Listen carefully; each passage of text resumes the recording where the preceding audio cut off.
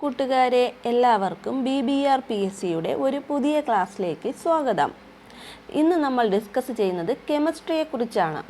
കെമിസ്ട്രിയിലെ കുറച്ച് ക്വസ്റ്റ്യൻസും അതിൻ്റെ എക്സ്പ്ലനേഷൻസുമാണ് ഇന്ന് നോക്കുന്നത്. എല്ലാ ദിവസവും തിങ്കളാഴ്ച ഹിസ്റ്ററിയുടെയും കെമിസ്ട്രിയുടെയും ക്ലാസ് ഉണ്ടായിരിക്കുന്നതാണ്. BBR-PSC പുതിയ ഒരു സെക്ഷൻ ഇന്നു മുതലാണ് സ്റ്റാർട്ട് ചെയ്യുന്നത്. ഓരോ വിഷയത്തിനും പ്രത്യേകം പ്ലേലിസ്റ്റുകൾ ഉണ്ടായിരിക്കും. എല്ലാ ദിവസവും ഓരോ പ്രത്യേകം വിഷയങ്ങളും എടുക്കുന്നതാണ്. എല്ലാവരും BBR-PSC സബ്സ്ക്രൈബ് ചെയ്യണം. ക്ലാസ്സുകൾ ഇഷ്ടപ്പെടുകയാണെങ്കിൽ എല്ലാവരും BBR-PSC സബ്സ്ക്രൈബ് ചെയ്യണം. ഓക്കെ, ലൈക്ക് ചെയ്യണം, ക്ലാസ്സുകൾ ഷെയർ ചെയ്യണം. നമുക്ക് നോക്കാം. ആദ്യത്തെ ക്വസ്റ്റ്യൻ ഇതാണ്. ഒരു ഓർബിറ്റൽ ഉൾക്കൊള്ളുന്ന പരമാവധി ഇലക്ട്രോണിൻ്റെ എണ്ണം എത്രയാണ്? എണ്ണം കണ്ടുപിടിക്കുന്ന ഇക്വേഷൻ ഏതാണ്?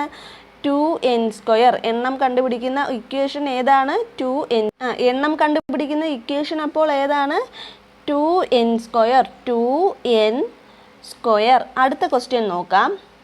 ആധുനിക ആവർത്തന പട്ടികയുമായി ബന്ധപ്പെട്ട് ശരി അല്ലാത്തത് ഏതെല്ലാമാണ്? ആധുനിക ആവർത്തന പട്ടികയുടെ ഉപജ്ഞാതാവ് മോസ്ലി ആണ്. അത് ശരിയാണല്ലോ. ആധുനിക ആവർത്തന പട്ടികയുടെ ഉപജ്ഞാതാവ് മോസ്ലി ആണ്.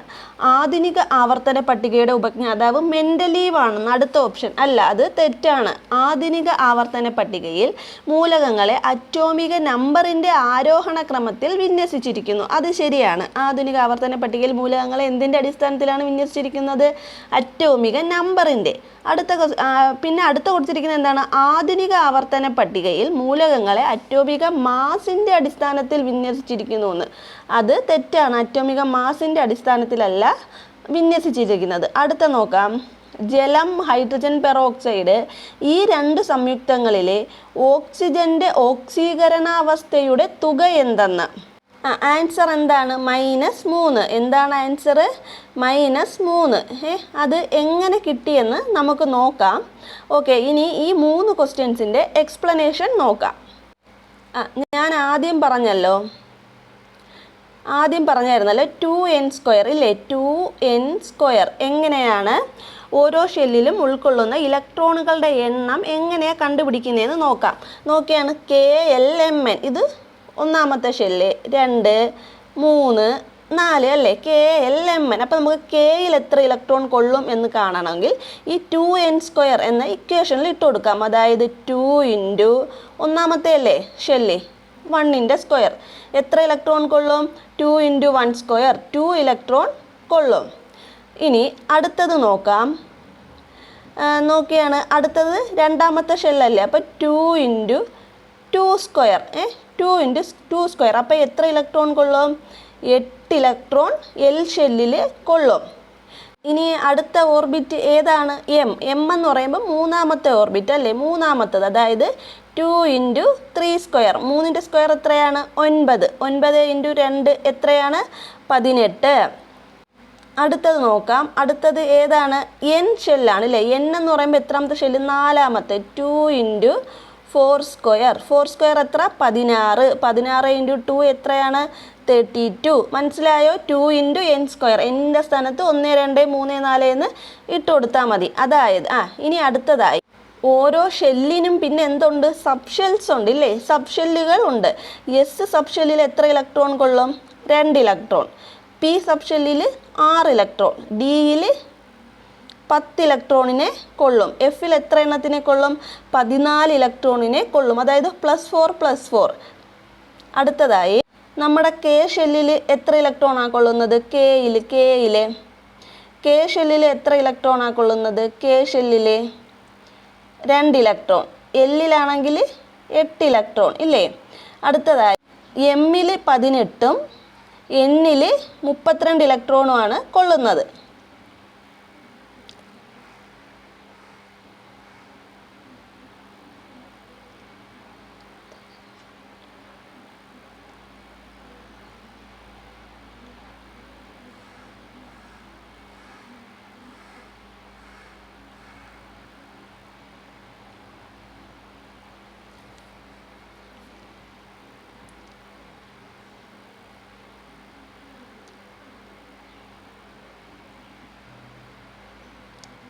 അപ്പം ഓരോ ഷെല്ലിനെ കുറിച്ചും അതിൻ്റെ അകത്ത് എത്ര ഇലക്ട്രോൺ കൊള്ളുമെന്നും സബ് ഷെല്ലുകളിൽ എത്ര ഇലക്ട്രോൺ കൊള്ളുമെന്നും മനസ്സിലായല്ലോ.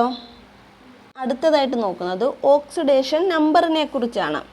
എങ്ങനെയാണ് ഓക്സിഡേഷൻ നമ്പർ? ഹൈഡ്രജൻ്റെ ഓക്സിഡേഷൻ നമ്പർ 1, പൊട്ടാസ്യം 1, സോഡിയം +1, ഒന്നെന്നല്ല നമ്മൾ +1, calcium +2, aluminium +3, fluorine -1, chlorine -1, oxygen -2, bromine -1, iodine -1.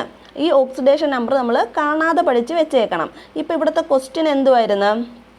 H2O2ൻ്റെയും H2Oയുടെയും oxidation number, ഓക്സിജൻ്റെ ഓക്സിഡേഷൻ നമ്പറിൻ്റെ തുക. ക്വസ്റ്റ്യൻ ഒന്നും കൂടി പറയാം, ശ്രദ്ധിച്ച് കേൾക്കണേ. ജലം, ഹൈഡ്രജൻ പെറോക്സൈഡ്, അതായത് H2Oയും H2O2 ഈ 2 സംയുക്തങ്ങളിലെ ഓക്സിജൻ്റെ ഓക്സീകരണാവസ്ഥയുടെ തുക എത്രയാണ് എന്നാണ് ചോദ്യം. അപ്പം നമുക്ക് നോക്കാം. ഈ ഓക്സിജൻ്റെത് വേണം നമുക്ക് കണ്ടുപിടിക്കാൻ. അപ്പം എങ്ങനെ ചെയ്യുമെന്ന് നോക്കാമേ. ഹൈഡ്രജൻ്റെത് എത്രയാണെന്ന് നമ്മൾക്ക് പഠിച്ചു വെച്ചിട്ടുണ്ട്. ഹൈഡ്രജൻ്റെ 1 ആണെന്ന് നമുക്കറിയാം. ഹൈഡ്രജൻ്റെ എത്രയാണെന്ന് നമുക്കറിയാം, 1 ആണെന്ന് അറിയാം. എത്ര ഹൈഡ്രജൻ ഉണ്ട്? 2 ഹൈഡ്രജൻ ഉണ്ട്. അതിൻ്റെ കൂടെ എത്ര കൂട്ടണം? പിന്നെ ഇനി ഓക്സിജൻ 2 ഓക്സിജൻ ഉണ്ടെന്നേ നമുക്കറിയാവുള്ളൂ. പക്ഷേ ഓക്സിഡേഷൻ നമ്പർ നമുക്ക് അറിഞ്ഞുകൂടാ. നമ്മളപ്പോൾ അതിന് എന്തെന്ന് കൊടുക്കണം? X എന്ന് കൊടുക്കണം. =0 എന്നിടണം കേട്ടോ, 0. അടുത്ത നോക്കാം. ഈ 1 × 2 എത്രയാ? 1 × 2 2 പ്ലസ് എത്ര? 2x = 0 അല്ലേ? ഇനി അടുത്ത നോക്കുക. അപ്പം 2x നമുക്ക് എത്രയെന്ന് എഴുതാം? 2x എത്രയെന്ന് എഴുതാം? ഈ 2നെ ഇപ്പുറം കൊണ്ടുവരുമ്പം 2 എന്നിടാം ഇല്ലേ? 2x 2.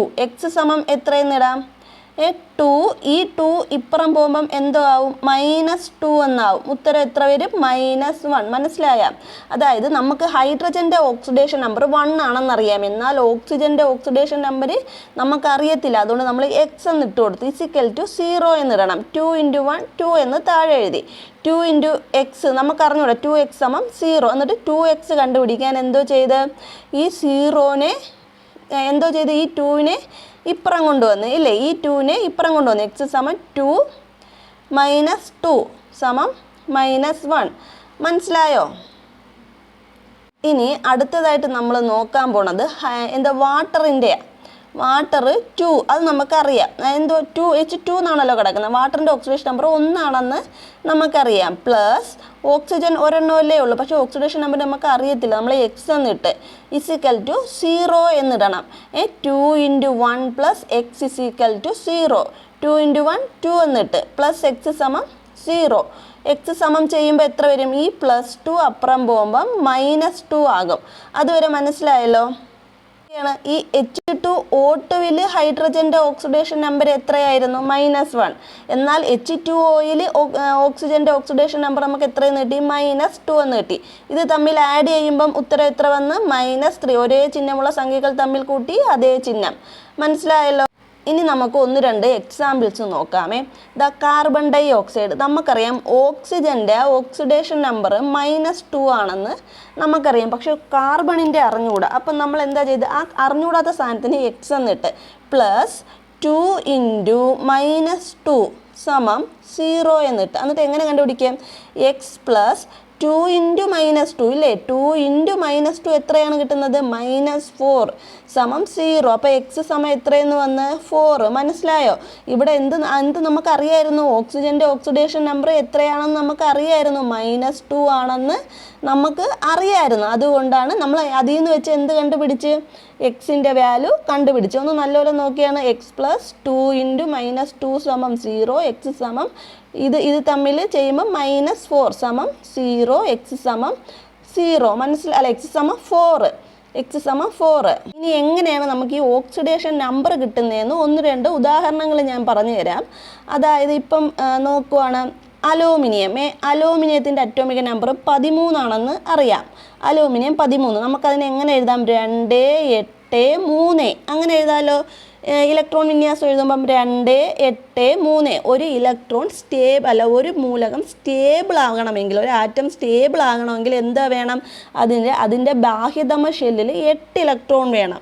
ആ 8 ഇലക്ട്രോൺ ഉണ്ടെങ്കിൽ അത് സ്റ്റേബിളാണ്. അപ്പോൾ 2, 8, 3 എന്നാണ്. അപ്പോൾ ഈ 3-ന് എന്ത് ചെയ്യണം?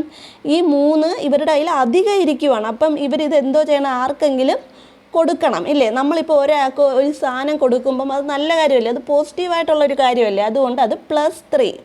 അതെന്തുവാണ്? അതാണ് അവിടെ അലൂമിനിയത്തിൻ്റെ ഓക്സിഡേഷൻ നമ്പർ +3 വന്നത്. എങ്ങനെയാണെന്ന് മനസ്സിലായല്ലോ?